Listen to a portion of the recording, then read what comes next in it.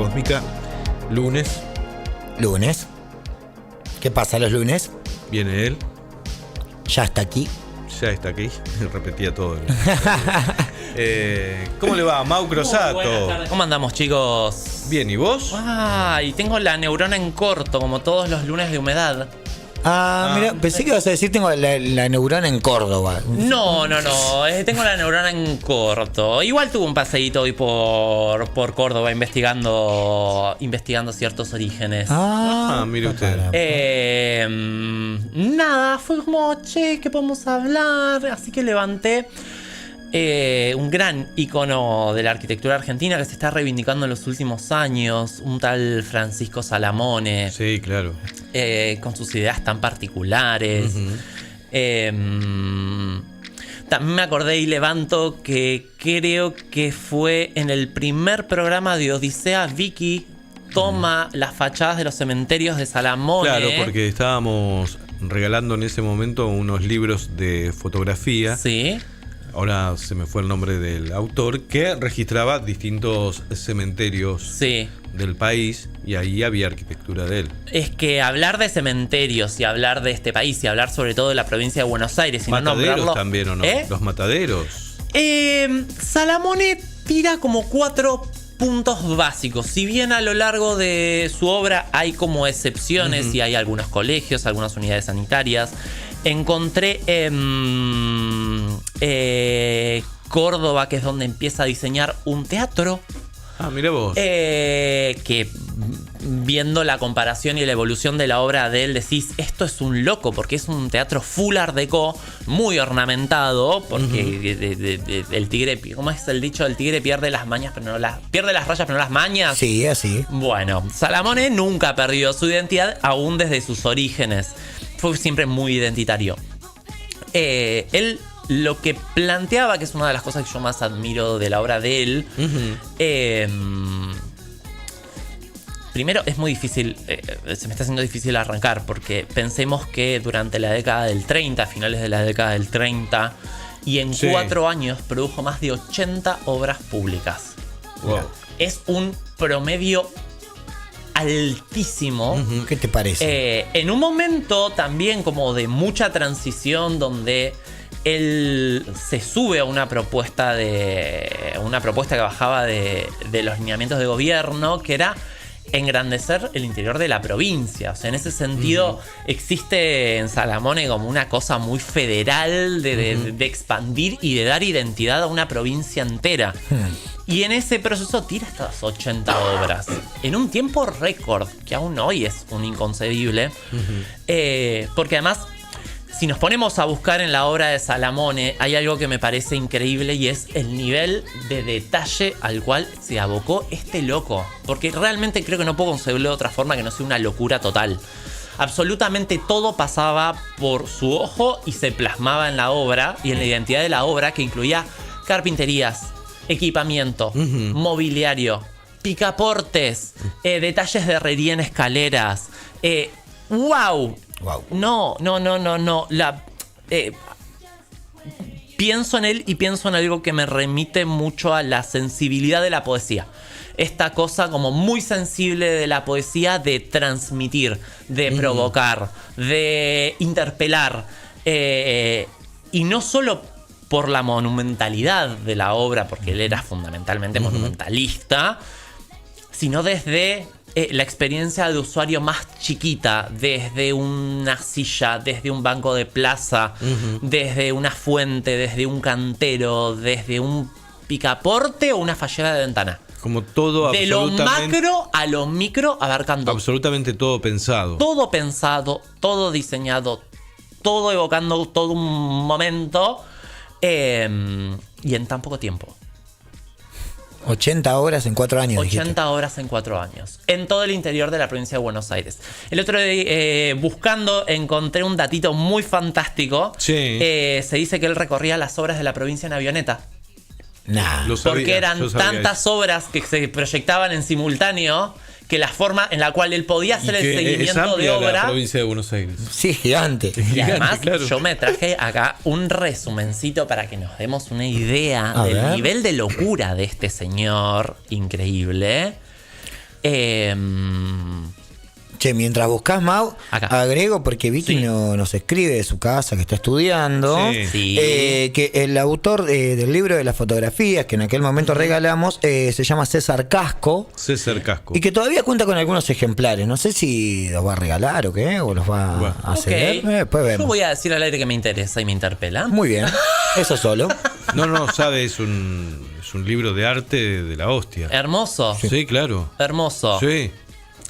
Bueno, así como a modo de cuente, intro, pero tenemos obra de él en Juan Bautista Alberdi, El Dorado, Leandro N. Alem, Alberti, González Chávez, Chilar Azul, Miranda, Rauch, Cuartel Séptimo sería. Sí. O sea, el panorama y el mapeo de la provincia de Salomón es increíble.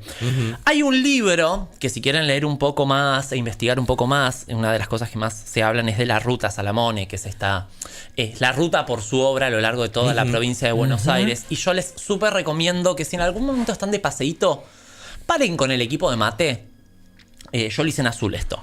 De bajarme del auto con un equipo de mate un rato, unos auris y recorrer la plaza de Azul, cualquier cosa que involucre a este ser humano, yo les puedo asegurar que les va a pasar algo. Lo van a odiar, lo van a amar, lo van a admirar, se van a marear, pero algo les va a pasar con la obra de este chabón. ¿Qué le pasó a usted en la plaza? Cuente algo. Primero me mareé. Ajá. Porque el recorrido de las veredas tiene un trazado en óptico que hace que cuando vas caminando, sentís que estás flotando por momentos, porque te marea, porque es un efecto óptico, pero a su vez tiene una perspectiva, está orientada hacia la fuente central. Bien. Por ende, es muy difícil no prestar atención a los elementos arquitectónicos. Y después yo estaba en un plan muy nerdo para hacer esto. Todo el equipamiento invita a ser contemplado. Porque en esa plaza además está todo diseñado. Las luminarias, el equipamiento público, los bancos. Y todo tiene un nivel de detalle que eso es lo loco de la obra de él. Que pasar del macro a lo micro y volver al macro y volver a lo micro lo hace como súper estimulante. Bien. Súper estimulante. No es un arquitecto para personas tibias. No es un arquitecto para personas tibias. Es un arquitecto que si estás buscando estímulo y es droguita fuerte. Bien. Es droguita. Salamone es droguita dura. Las máximas de Mau podría ser este lunes. Y bueno, sin estos tintes pintorescos es como que tampoco me represento. Está muy bien. Sí, es muy lisérgico por momentos. Es muy lisérgico. Porque además en esta cosa es brutalista. Salamone es brutalista en esencia y en técnica. Una de las cosas más destacadas de la producción de obra es que estamos hablando de la década del 30. El uso del hormigón no era un material tan frecuente. Ajá. Y para producir esta cantidad impresionante de obra, había que entrenar equipos de construcción para trabajar el hormigón. Que además de ser brutalista, como agarra un estilo medio de transición, él terminaba todos los encofrados de hormigón con piedra París. Que es el mismo revestimiento de nuestros edificios históricos en esta ciudad, que era un revestimiento propio de los italianos, que los italianos trajeron como oficio, y que no paran de taparla con pintura. A mí me va a dar algo si siguen pintando revestimiento de piedra París, porque se pueden recuperar. A mí me va a dar algo, ¿viste? A mí me va a dar algo. De hecho, este edificio está todo intervenido con revestimiento texturado sobre la piedra París. Se ve muy bien en la terraza. ¿El palacio? Eso. Sí. Muy bien. Sí, quedó muy bonito, pero me hicieron concha el revestimiento original, cosa que crítica. No se hace eso. Digamos todo, está perfecto. Digamos todo, claro. Porque además es súper restaurable, porque los espesores son muy gruesos, entonces se puede recuperar el material. ¿Y cómo se hace? Bueno, ahora ya me interesó. Yo lo hice hacer en una fachada histórica acá en La Plata. Conseguí unos chabones de Capital que se dedican a hacer arenados de forma muy técnica, y lo que hacen, trabajan a baja presión, y en vez de trabajar con sílice, trabajan con un material orgánico que creo que se hace a base de cáscara de nuez. Esto es muy nerd, chicos. Y este material orgánico no deteriora tanto ni tan rápido el material, y te da tiempo para ir puliendo las capas de mugre en profundidad hasta llegar al revestimiento original. Wow. Y después vienen unas imprimaciones que no... En la época no se necesitaban. De hecho, pensamos que toda la obra de Salamone va a cumplir casi 100 años. Y casi toda la obra está original, con este revestimiento de piedra París, más blancuzco, porque además él modifica las fórmulas tradicionales que viraban al amarillo y el beige para llevarlo a un aspecto muy limpio, casi blanco, con mucho cuarzo. Entonces la refracción del sol hace que brille. Es súper interesante la técnica que usaba él, porque además era un manija técnico. Claro. Era un manija. Era un manija total. Era ingeniero y arquitecto, y la parte de, yo creo que de la ingeniería pesaba en la parte técnica de desarrollo. Porque le daría un montón de elementos, Mau. Y él entrenaba, se dedicó a entrenar a los equipos de construcción para llevar a cabo su obra. Re interesante. Por favor. Me hace muy bien que se esté reivindicando la figura de este ser, porque casi cae en el olvido. De hecho, el archivo Salamone, que estaba en su estudio, se demuele para hacer una autopista. Por ende, la recopilación del archivo es un trabajito muy artesanal. No existe un archivo propio de Salamone. Lo más cercano que tenemos en azul es el archivo Ricardo Lebegue, que está en azul y que este año se recuperaron 25 planos. Wow.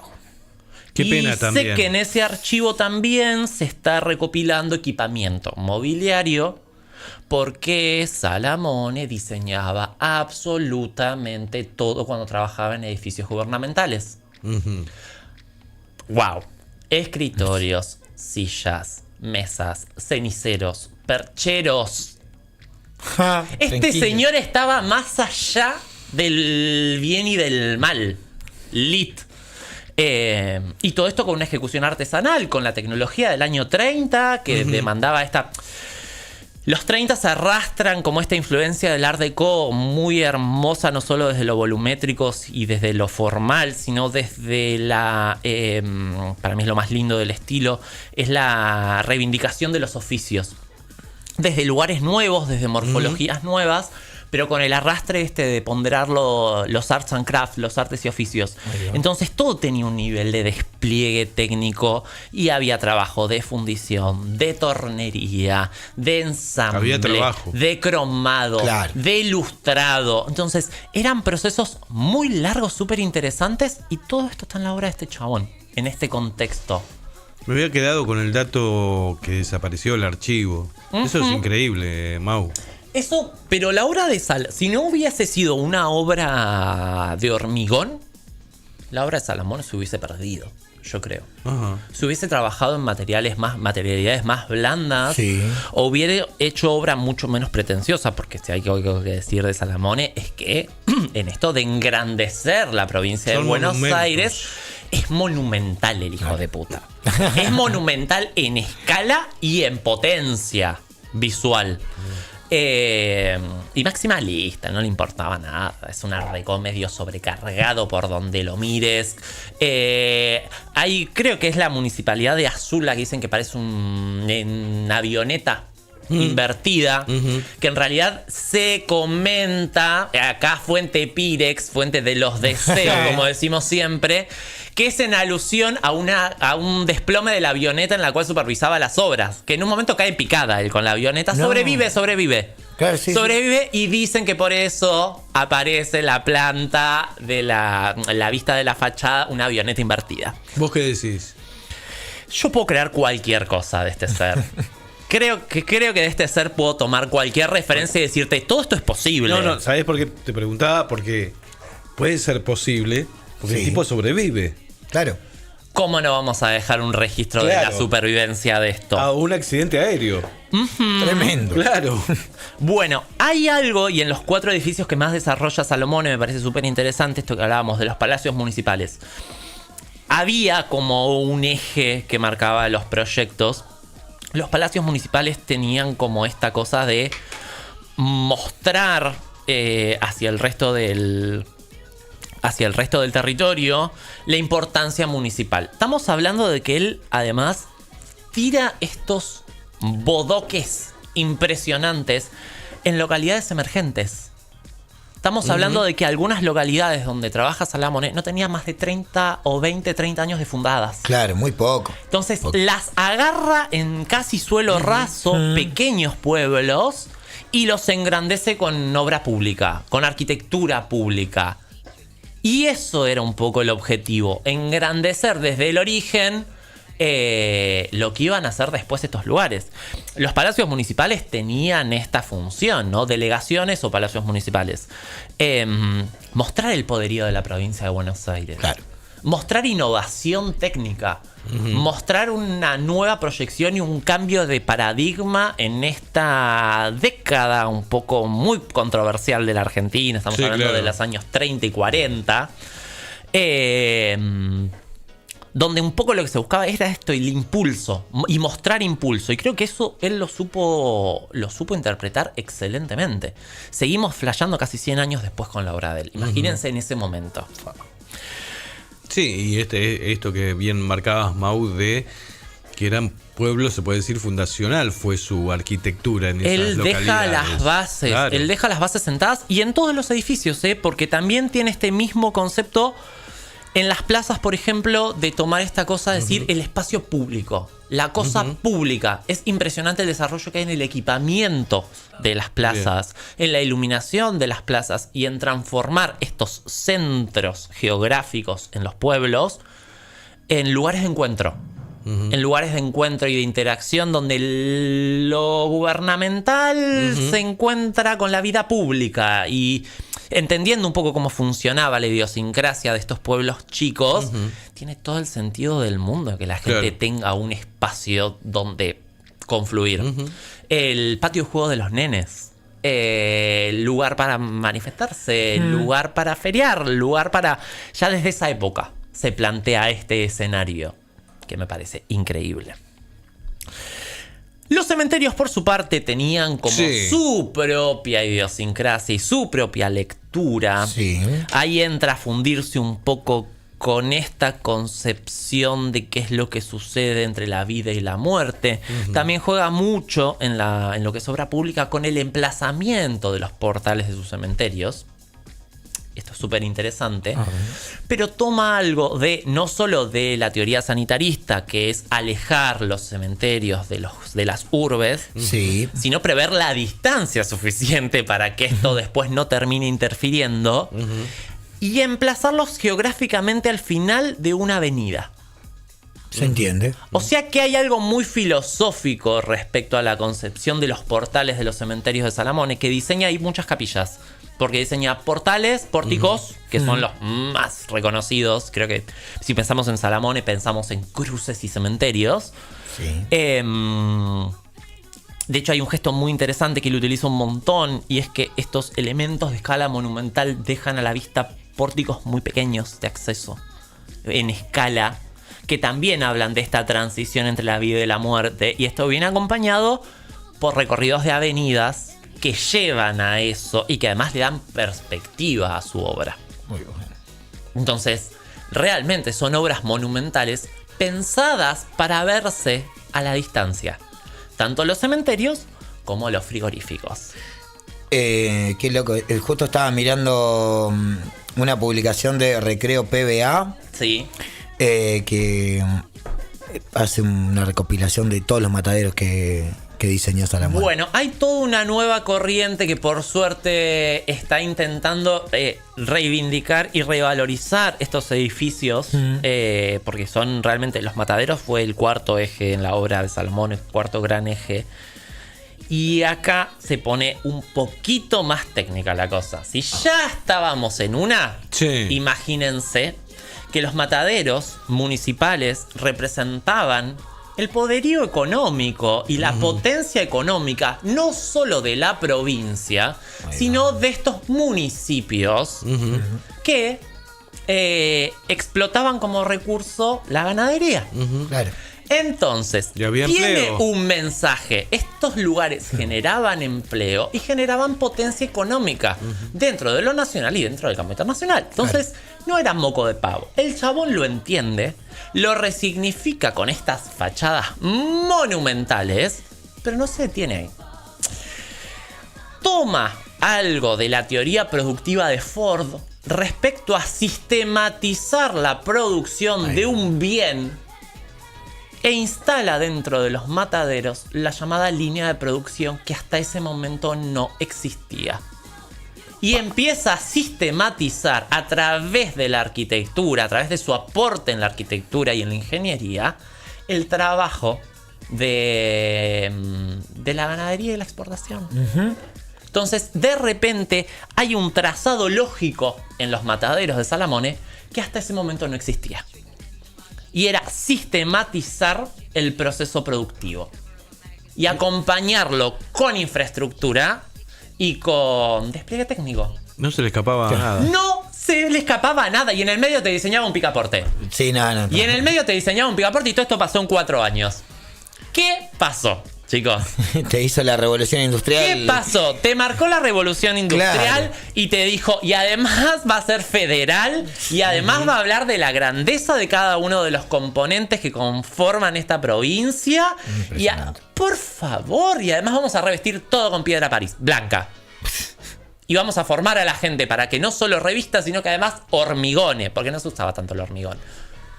Irrumpe con el hormigón directamente. Y desde una visión monumentalista, muy escultórica. Sí. Después vamos a hablar del escultor con el cual él trabaja muchísimo, sobre todo en lo que es arquitectura funeraria, que es súper interesante también la historia de ese escultor.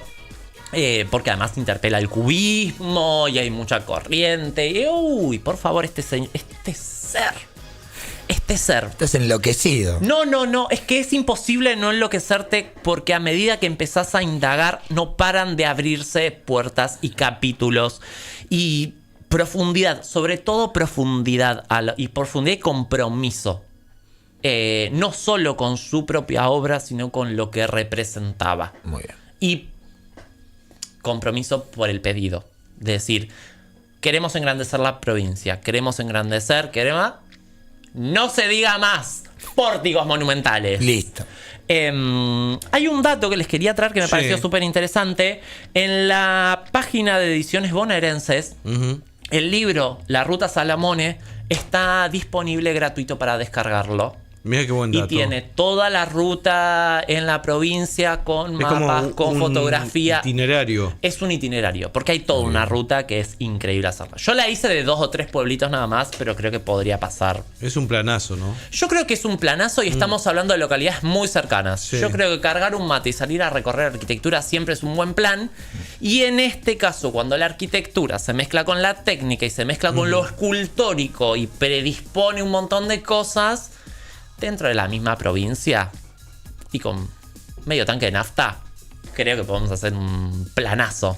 Y hay algunos lugares, por ejemplo, mencionabas recién lo de los mataderos, estoy viendo acá que están subidas, por ejemplo, el de Saliqueló, Balcarce, Guamini, Azul, que mencionaste bastante, y Adolfo Alsina. Esos son los que por lo menos aparecen en esta publicación. Y hay un montón que no están relevados por la falta de archivo. O sea, es algo que hay que ir recuperando también de la obra de Salamones.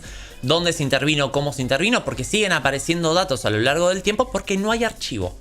Recién ahora se está empezando a trabajar en reivindicar este ser, que además generó tanta polémica. Porque imagínense que este monumentalismo en el interior de la provincia no fue gratuito. Y menos con una impronta tan fuerte. Claro. Más en esa época, Mau. Exactamente. Aparecieron los haters de la época. De la misma forma que aparecieron cuando se fundó La Plata. Sin duda. De la misma forma que se fundó La Plata. Pero en vez de hacerlo en una capital, se hizo en todo el interior de la provincia. ¿Qué?